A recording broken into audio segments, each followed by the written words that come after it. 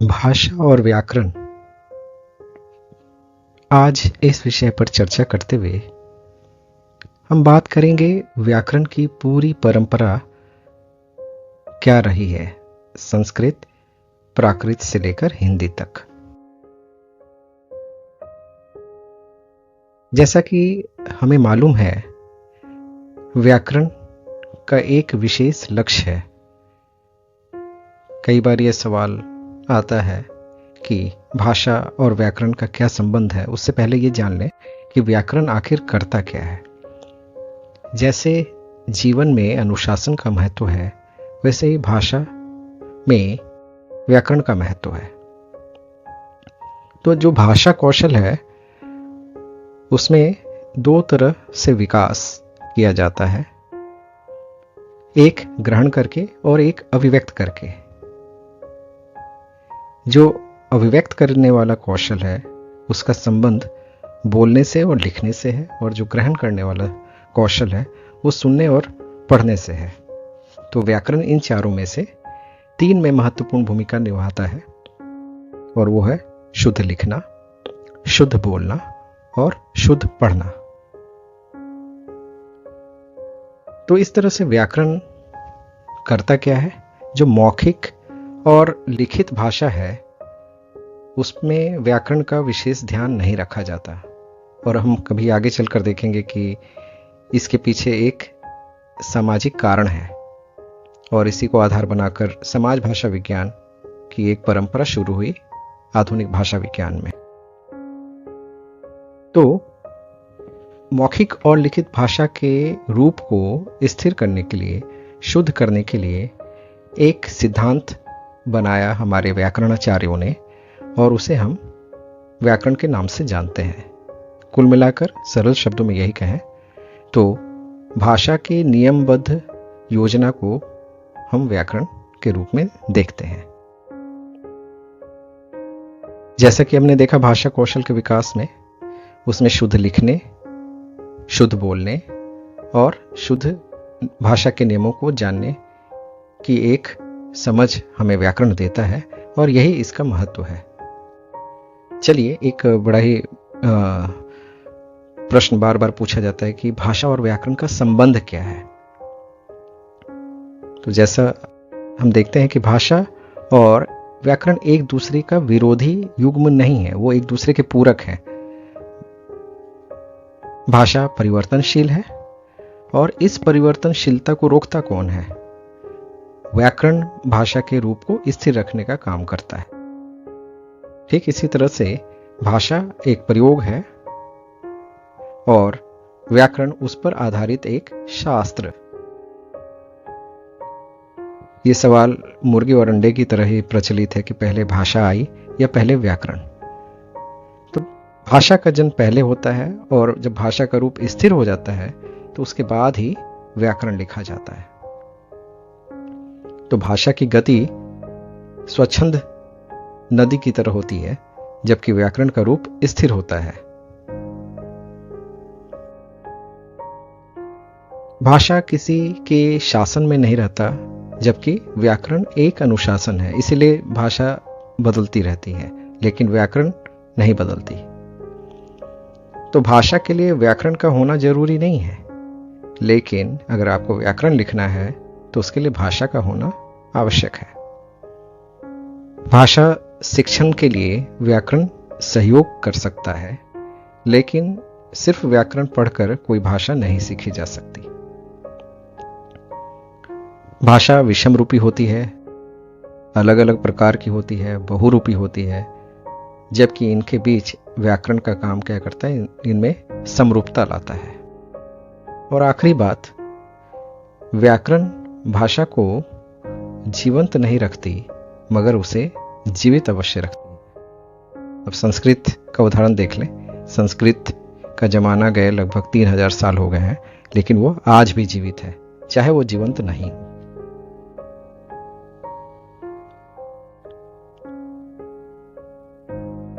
तो अब हम लोग देखते हैं कि व्याकरण लेखन की परंपरा कितनी पुरानी है और इनमें किन आचार्यों का नाम आता है। तो ये एक सूत्र है यहाँ पे, संस्कृत व्याकरणाचार्यों में मुनित्रय का नाम लिया जाता है, पाणिनि, कात्यायन और पतंजलि। इन मुनित्रयों ने जो व्याकरण की परंपरा में एक आधारशिला रखा वो बहुत महत्वपूर्ण है। इसके बाद प्राकृत और अपभ्रंश व्याकरणाचार्यों में कात्यायन है, वररुचि है, हेमचंद्र है, अभय दीक्षित हैं। और हिंदी व्याकरणाचार्यों में कामता प्रसाद गुरु, धीरेन्द्र वर्मा, बाबूराम सक्सेना, किशोरीदास वाजपेयी। ये एक पृष्ठ आपको बिल्कुल याद रख लेना है। इसी के आधार पर हम अपनी बात आगे बढ़ाएंगे और आगे चलकर आधुनिक काल में जो वर्णात्मक भाषा विज्ञान का जन्म हुआ उसमें 4 स्कूलों ने अपनी महत्वपूर्ण भूमिका निभाई। हालांकि यहाँ पर इसका कोई जिक्र नहीं किया जाएगा, हम अपने विषय पर पुनः लौटते हैं। संस्कृत व्याकरणाचार्यों पर बात करें सबसे पहले तो हमें ये जानना होगा कि व्याकरण शास्त्र का इतिहास बहुत पुराना है और उसमें महामुनि पाणिनि और उनके द्वारा लिखा गया अष्टाध्यायी ही इसका केंद्र बिंदु है। यानी हम जितनी भी चर्चा करेंगे उसके केंद्र में अष्टाध्यायी को रखना हमारी विवशता है, क्योंकि इससे बढ़िया कुछ लिखा ही नहीं गया। तो कहा यह जाता है कि संस्कृत व्याकरण में पाणिनि से पहले कुछ लिखा गया था या नहीं। सच तो यह है कि उससे पहले कोई भी व्याकरण ग्रंथ हमें उपलब्ध नहीं है। इसके बावजूद यह स्पष्ट रूप से कहा गया कि पाणिनि भी प्रथम व्याकरणाचार्य नहीं है। उनसे पहले भी कई व्याकरणाचार्य थे जिनके प्रमाण भी उपलब्ध हैं। स्वयं पाणिनि ने अपने अष्टाध्यायी में ऐसे 10 व्याकरणों को स्मृत किया है। तो ये सूची है जिससे उनके कालक्रम को हम लोग देख सकते हैं। पाणिनि लगभग बौद्ध के समकालीन थे, ईसा पूर्व 550 ईस्वी में, और कात्यायन 200 ईसा पूर्व में और पतंजलि 150 ईसा पूर्व में। एक बात मैं आपको यहाँ बता दूं कि पतंजलि नहीं होते तो कात्यायन के बारे में हमें पता भी नहीं चलता, क्योंकि कात्यायन के बहुत सारे सूत्रों का जिक्र उन्होंने अपने महाभाष्य में किया है। इसका आगे चलकर हम फिर से इस पर बात करेंगे। पाणिनि से पहले अगर कुछ लिखा हमें प्राप्त होता भी है तो वो यास्क नाम के एक व्याकरणाचार्य थे। लगभग 700 ईसा पूर्व इन्होंने व्याकरण पर, संस्कृत व्याकरण में कुछ लिखा था। और एक और संग्रह मिलता है व्याडी, जिसमें 400 ईसा पूर्व इसका समय काल है। तो जैसा मैंने आपको बताया था कि पाणिनि के अष्टाध्यायी को ही केंद्र में रखकर संस्कृत व्याकरण लेखन की एक पूरी परिपाटी या परंपरा देखने को मिलती है, और इसे हम क्रम में ही समझेंगे। पहले आते हैं वर्तिककार, फिर भाष्यकार, फिर टीकाकार और फिर कौमुदीकार। इस क्रम को चूकना नहीं है, इसे याद रख लेना है।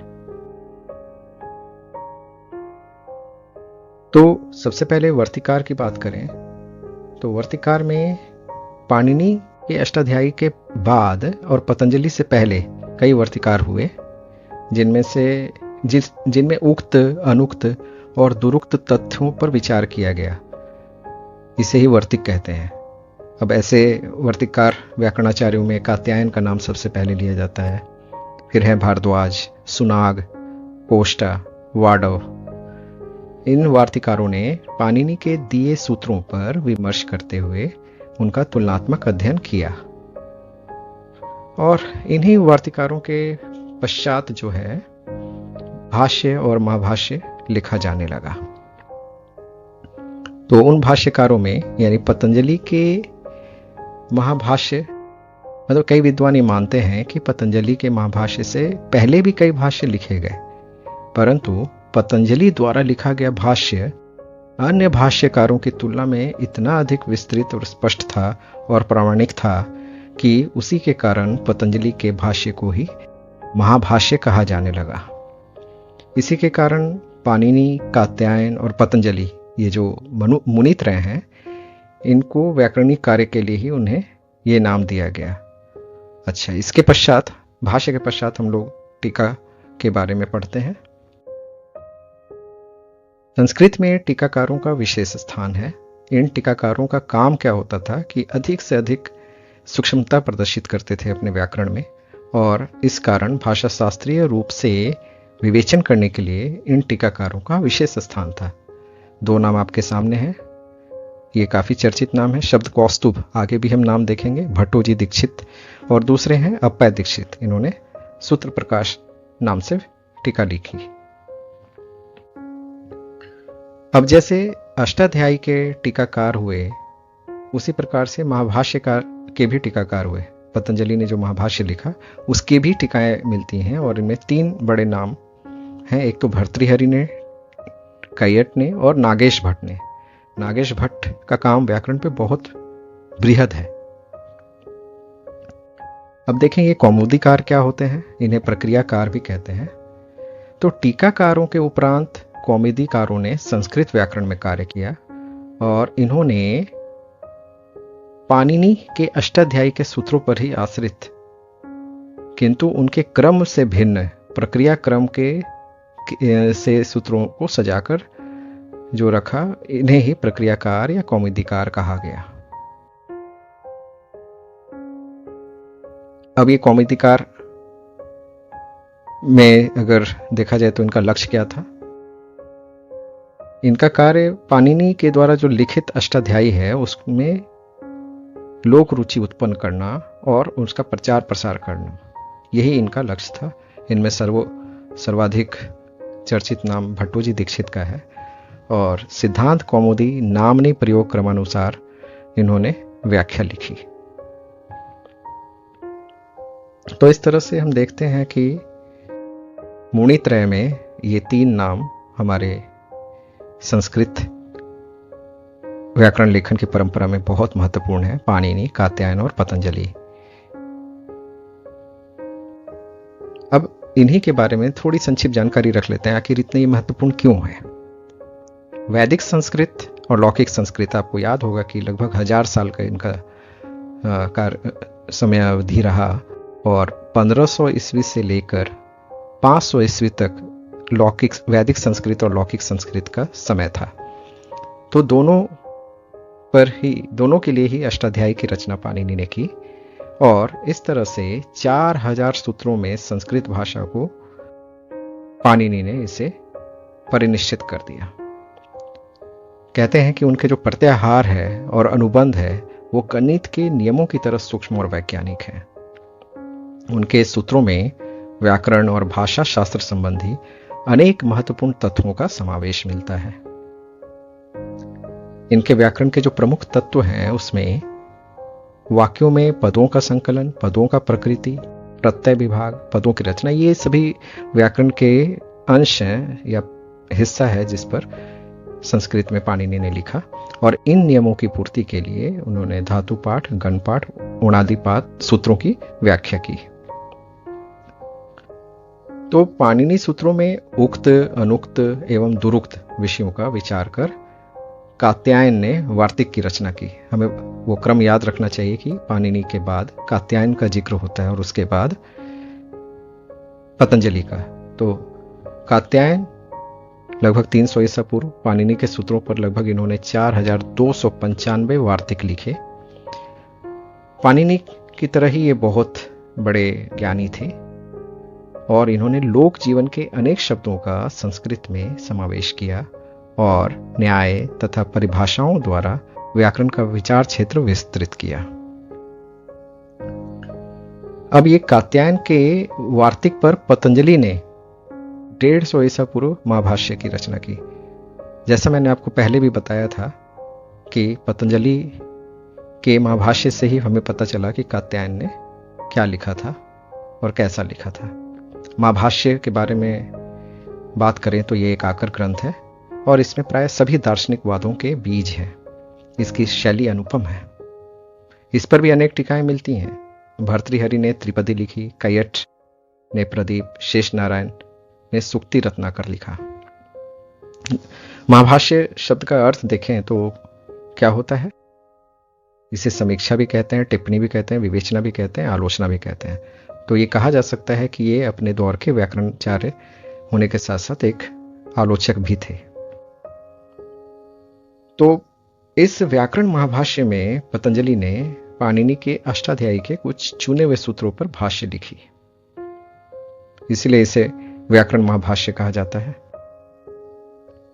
जैसा पहले भी जिक्र हुआ था कि व्याकरण महाभाष्य में कात्यायन वार्तिक भी सम्मिलित है, जो पाणिनि के अष्टाध्यायी पर कात्यायन के भाष्य हैं। मैंने इस पर पीछे भी 2 बार जिक्र किया। कात्यायन के वार्तिक लगभग 1400 हैं, जो कहीं नहीं मिलते, और वो कहाँ मिलते हैं? केवल व्याकरण महाभाष्य में मिलते हैं, जहां पर पतंजलि ने उन्हें संदर्भ के रूप में उसका उल्लेख किया है। इस तरह से महाभाष्य में 3 बृहद विषय देखने को मिलते हैं। एक तो फोनोलॉजी और उनके एसेंट यानी उच्चारण को लेकर शिक्षा के अंतर्गत, व्याकरण के अंतर्गत ग्रामर और मॉर्फोलॉजी, और निरुक्त के अंतर्गत इटमोलॉजी। तो ये जिक्र था पाणिनि, व्याकरण और कात्यायन और पतंजलि के बारे में, मुनित्रय के बारे में। पाणियेतर संप्रदायों का भी उल्लेख करना यहाँ पर उचित है। पाणिनि और उनके कार्यों पर काम करने वाले व्याकरण शास्त्रियों के साथ कुछ और संप्रदाय संस्कृत व्याकरण के लिए काम कर रहे थे, जिन्हें पाणियेतर संप्रदाय कहा गया। और इनका प्रमुख प्रयास क्या था कि जो लोग कम मेहनत करके भी संस्कृत सीखना चाहते हैं, उनके लिए सामान्य व्याकरण का निर्माण किया जाए। इनमें कुछ सूची इस प्रकार है आपके सामने। इनमें से जैनेन्द्र संप्रदाय, हेम संप्रदाय, इनसे आप भी परिचित होंगे। ये सूची आप देख लें।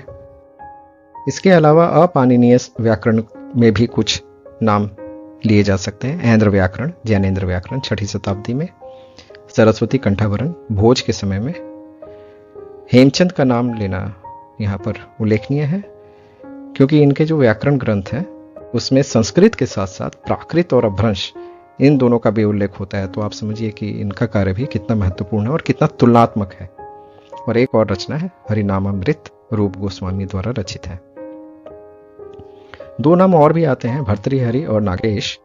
इनके बारे में भी जान लें। इन्होंने वाक्यपदीय व्याकरण दर्शन लिखा 500 ईस्वी के करीब, और नागेश ने लिखा परिभाषेंदु शेखर। और इसकी तो आप सोचिए कि इतनी चर्चित थी ये कि इस पर लगभग 25 टीकाएं मिलती हैं। संस्कृत पर चर्चा हो रही है, तो जब संस्कृत लगभग मृत प्राय होने को हो रही थी, या कुछ एक क्षेत्रों में ही ज़्यादा चर्चित थी या प्रयोग की जा रही थी, तब यूरोप के जो संस्कृत में रुचि रखने वाले विद्वान यहाँ पर आए। उन्होंने इस पर काम करना शुरू किया और संस्कृत को और उसकी महत्व को पुनर्स्थापित किया, जिसमें पी सासेती का नाम सबसे पहले आता है, जो ये 1883 से 1583 से 1588 के बीच में भारत में थे। और इन्होंने संस्कृत और इटली की भाषा में साम्य दिखलाने का प्रयास किया था। दूसरे संस्कृत विद्वानों में विलियम कैरे का नाम आता है 19वीं सदी के आरंभ में, और एक फोर्ट विलियम कॉलेज के अध्यापक थे विलियम कोलब्रुक। इन्होंने भी संस्कृत पर कार्य किया। इनके अतिरिक्त विल्किंस का नाम आता है, फॉरेस्टर का नाम आता है, मैकडोनेल का नाम आता है, जिन्होंने वैदिक ग्रामर लिखा 1910 में, और श्री काले ने हायर संस्कृत ग्रामर लिखा अंग्रेजी में। तो एक सूची मैं आपको उपलब्ध करा रहा हूं, जो अभी तक की जो चर्चा हुई है उनमें से कुछ नाम आपके सामने आ जाए। आप इसका स्क्रीनशॉट ले सकते हैं। भट्टोजी दीक्षित का नाम देखिए कितनी बार यहां पर दिखाई देगा। नागेश भट्ट का भी नाम काफी दिखाई देगा। बाकी लोगों के नाम मैंने आपको ले लिया। तो ये संस्कृत व्याकरण लेखन की परंपरा आपको यहां दिखाई देगी। अब हम लोग बात करेंगे कि प्राकृत और अपभ्रंश व्याकरण में क्या व्याकरण की परंपरा रही। जैसा कि हम जानते हैं कि संस्कृत के बाद आर्य भाषाओं का जब हम लोग विकास पढ़ते हैं, तो प्राचीन, मध्यकालीन और आधुनिक आर्य भाषा, तो उसमें हम देखते हैं कि संस्कृत के बाद जो प्राकृत और अपभ्रंश भाषाओं का विकास हुआ, उसमें अनेक प्रांतीय विशेषताएं भी शामिल हो गई। जैसे हम लोगों ने पढ़ा है कि हिंदी का विकास जो है शौरसेनी अपभ्रंश से हुआ, या मागधी और अर्धमागधी से हुआ, फिर उनसे उपभाषाओं का विकास हुआ, और इस तरह से 17 बोलियां दिखाई देती हैं। तो कहा जा सकता है कि प्राकृत जो है वो संस्कृत के समान कोई एक भाषा नहीं थी, ये अनेक बोलियों का एक जमावड़ा था, लेकिन था एक ही भाषा परिवार का। तो इसलिए व्याकरण की दृष्टि से प्राकृत और अपभ्रंश के अपनी बोलियों के बीच समानता कम पाई गई और भिन्नता भी दिखाई देने लगी। लेकिन इन सब के बावजूद प्राकृत व्याकरणों में प्रमुख रूप से हम इन व्याकरणचर्यों की चर्चा करते हैं। कच्छायन, वररुचि, हेमचंद्र और अभय दीक्षित। वररुचि के बारे में कहा जाए तो इन्होंने प्राकृत प्रकाश लिखा जो सर्वाधिक प्राचीन है, और ये वररुचि का पूरा नाम वररुचि कात्यायन है। ध्यान दिया जाए कि हम जिस कात्यायन की चर्चा कर रहे थे उनसे अलग है, वो संस्कृत वाले कात्यायन थे और ये प्राकृत वाले कात्यायन है, वररुचि कात्यायन। इनके अलावा हेमचंद है, लक्ष्मीधर है, अभय दीक्षित है, मार्कंडेय है, इन सब ने प्राकृत व्याकरण लिखे। प्राकृत व्याकरण में भी हमें पता है कि 3 इसके भेद पाए जाते हैं। 500 वर्षों में इनका विभाजन है। प्रथम प्राकृत, द्वितीय प्राकृत और तृतीय प्राकृत। प्रथम प्राकृत को हम पाली के नाम से जाते हैं, द्वितीय प्राकृत मूल प्राकृत के नाम से जाना जाता है, और तृतीय प्राकृत को हम अपभ्रंश के नाम से जानते हैं। इसी के बाद जो है हिंदी का विकास आरंभ हुआ। तो सबसे पहले देखिए पाली प्राकृत।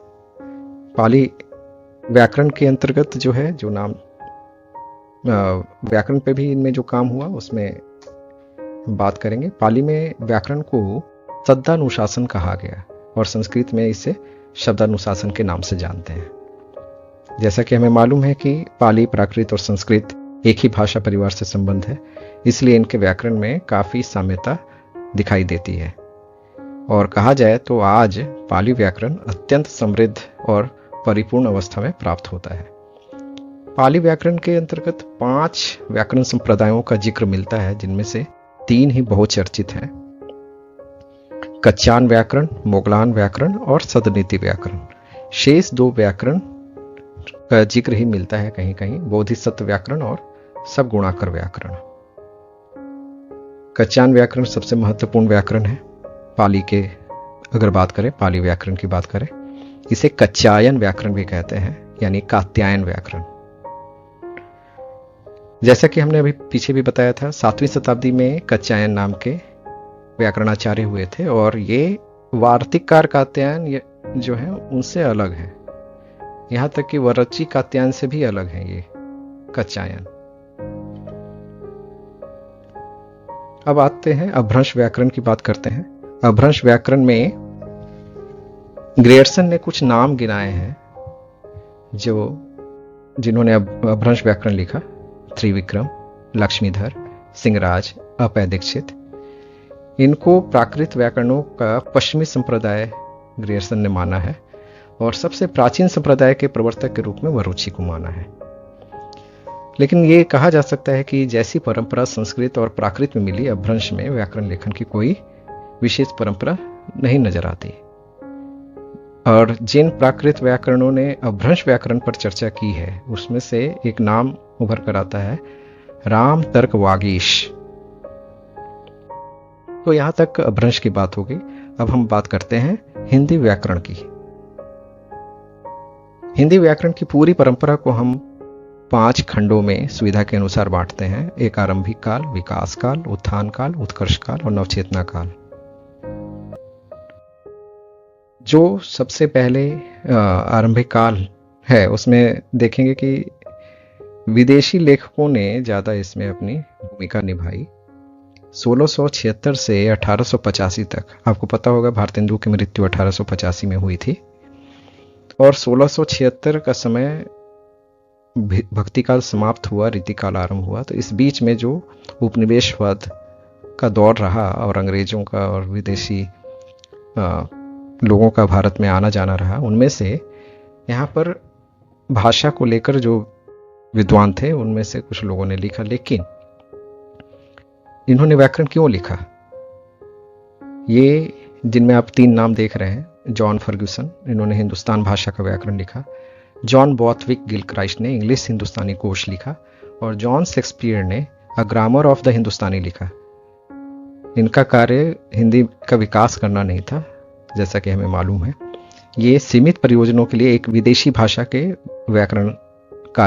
व्याकरणाचार्य थे और इनका व्याकरण का हिंदी ज्ञान बिल्कुल सीमित था। उन्हें हिंदी के स्वरूप, उसकी प्रवृत्ति, उसकी प्रकृति की वास्तविक परख तो थी नहीं। इस कारण वे चाह कर भी हिंदी के व्यवस्थित व्याकरण को लिख नहीं सकते थे और इनके व्याकरण आमतौर पर विदेशी भाषाओं के व्याकरण के तर्ज पर लिखे गए थे। इनमें से एक पहला नाम लिया जाए जिन्होंने थोड़ा व्यवस्थित काम किया, वो थे पादरी M.T. आदम। 1827 में इन्होंने जो व्याकरण लिखा वो कलकत्ता से प्रकाशित हुआ था और ये हिंदी भाषा में हिंदी का व्याकरण लिखने वाले पहले वैयाकरण थे। इसके बाद भारतीयों की बात करें तो 1855 से 1876 के बीच में विकास काल आरंभ होता है और इसमें सबसे प्रमुख नाम श्रीलाल जी का है। भाषा चंद्रोयल 1855 में इन्होंने लिखा। आप नाम यहां से ले सकते हैं, जो सूची आपके सामने है। राजा शिव प्रसाद सितारे हिंद से आप परिचित होंगे। इन्होंने हिंदी व्याकरण 1875 में लिखा। तो ये विकास काल क्यों महत्वपूर्ण है? क्योंकि इस काल में पहली बार देशी वैयाकरण हिंदी व्याकरण लिखने में रुचि दिखाते हैं। यह काल विशेष रूप से पहली बार एक भारतीय विद्वान श्रीलाल जी के द्वारा यह हिंदी व्याकरण लिखने के लिए जाना जाता है। भाषा चंद्रोदय नाम से इन्होंने हिंदी व्याकरण लिखा। कहा जा सकता है कि इस काल के अधिकांश वैयाकरण भारतीय थे, जिन्होंने संस्कृत व्याकरण को आधार बनाकर हिंदी व्याकरण की रचना की। उत्थान काल का भी जिक्र करते हैं, जिसका समय 1876 से 1920 का था और इनमें सर्वप्रमुख नाम है S.H. केलॉग, जिन्होंने 1883 में लिखा हिंदी भाषा का व्याकरण। अन्य नाम भी काफी चर्चित हैं। खड़ी बोली आंदोलन के प्रणेता थे अयोध्या प्रसाद खत्री, इन्होंने भी हिंदी व्याकरण लिखा। जॉर्ज ग्रियर्सन ने लिखा। भारतेंदु हरिश्चंद्र ने भी व्याकरण लिखा 1884 में, प्रथम हिंदी व्याकरण। शेष नाम से भी परिचित होंगे आप और ये काफी चर्चित नाम है। कामता प्रसाद गुरु, धीरेन्द्र वर्मा, बाबूराम सक्सेना, किशोरीदास वाजपेयी। हिंदी व्याकरण की बात हो और इनका नाम न लिया जाए तो अधूरा ही रहेगा। और उत्कर्ष काल जो 1921 से 1947 का समय है, उसमें जो सबसे प्रमुख वैयाकरण है उनका नाम है कामता प्रसाद गुरु। इनकी 4 किताबें व्याकरण से संबंधित है। इन्होंने लिखा भाषा वाक्य पृथक्करण, हिंदी बालबोध व्याकरण, सहज हिंदी रचना और हिंदी व्याकरण 1920 में। इस प्रकार हिंदी व्याकरण का उत्कर्ष काल का आरंभ ही कामता प्रसाद गुरु के व्याकरण से होता है और इस व्याकरण ग्रंथ का आज भी महत्वपूर्ण स्थान है। उत्कर्ष काल में 4 नाम हम फिर से ले सकते हैं कुछ और। धीरेन्द्र वर्मा, बाबूराम सक्सेना, गणेश प्रसाद द्विवेदी, रघुनाथ दिनकर काणे। और अपनी बात समाप्त करने से पूर्व इनका नाम भी जरूर लेना चाहिए। किशोरीदास वाजपेयी ने ब्रज भाषा पर भी व्याकरण लिखा और हिंदी शब्दानुशासन पर भी। तो इस तरह से अभी हमारी पूरी चर्चा जो है, आपने देखा कि संस्कृत से होते हुए पाली, प्राकृत, अपभ्रंश से होते हुए हिंदी के व्याकरण और उनके आचार्यों पर, उनके विद्वानों पर हमारी बात समाप्त हुई। थोड़ी विस्तृत जानकारी थी, लेकिन मुझे लगता है कि ये एक ही स्थान पर यह जानकारी आपके लिए काफी काम आएगा। धन्यवाद।